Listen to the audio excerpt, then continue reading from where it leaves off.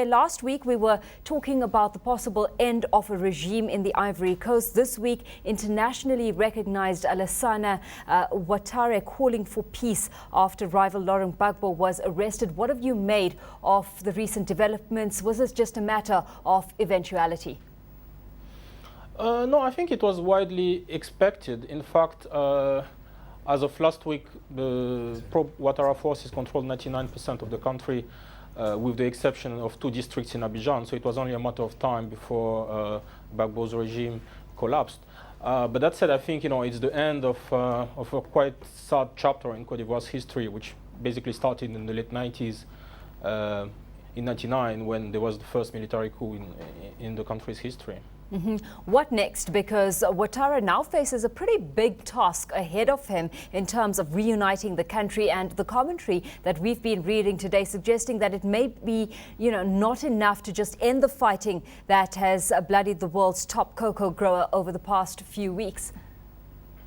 Yeah, I think the issue is that the country is quite divided for obvious reasons, because divisive concepts have been used by parts of the political elites to widen the base of support of the last 10 years. So I think that what Ouattara is going to do is to launch a National Reconciliation Commission, broadly in line with the one that existed in South Africa in the post-apartheid period.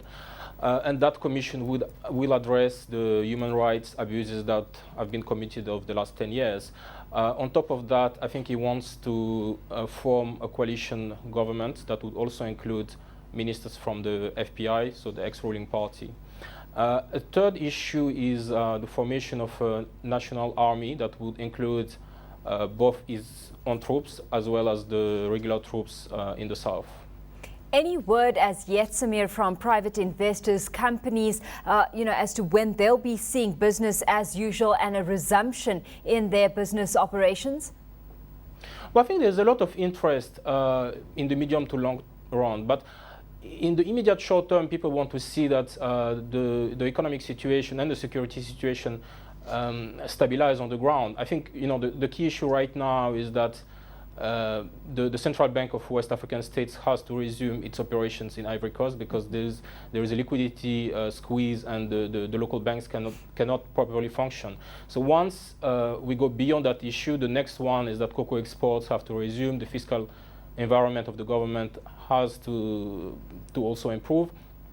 And then at this stage, I think foreign investors will be a little bit more, will show more tangible signs of interest in the country.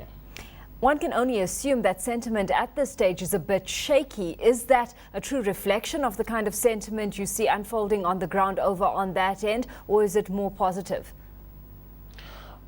Well, I think as of now, obviously, even people on the ground are concerned over the country's future because of what happened over the last 4 months. But that said, on the upside, the infrastructural comparative advantage of Ivory Coast versus its African peers has not really been damaged per se. The country is still the top cocoa producer in the world.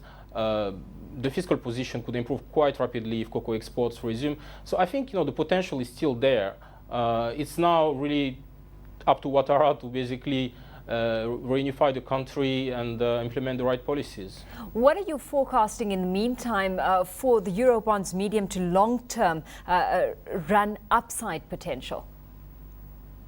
Well, I think obviously there was a first leg in the rally which reflected the fact that the pro-Gbagbo regime collapsed. Now, when Ouattara's government comes back to the market and proposes to repay the missed coupon of the Eurobond, I think there's going to be a second leg in the rally. And in the short to medium term, the bond could actually go up to 60, 65. It's currently trading at 52, 53. In the long run, if the situation in Ivory Coast improves and the economy really picks up, I don't see why that bond couldn't trade at maybe 80. In fact, in this case, it would be in line with the Eurobond metrics of other African sovereigns.